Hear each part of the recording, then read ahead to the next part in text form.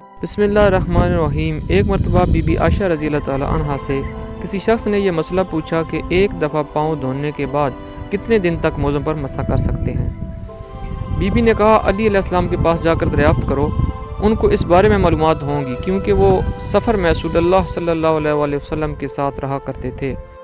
چنانچہ وہ شخص حضرت علی علیہ السلام کی خدمت میں حاضر ہوا اور وہی مسئلہ بیان کیا۔ مولا علی علیہ السلام نے جواب دیا، مسافر کے لیے 3 دن 3 رات تک اور مقیم کے لیے 1 دن اور 1 رات۔ رسول اللہ صلی اللہ علیہ وآلہ وسلم نے حضرت علی علیہ السلام کو یمن بھیجنے سے پہلے اپنے پاس بٹھا کر ان کے سینے پہ ہاتھ پھیرا اور یہ دعا فرمائی، اے اللہ، اس کی زبان کو راست گو اور دل کو ثبات و استقلال عطا فرما۔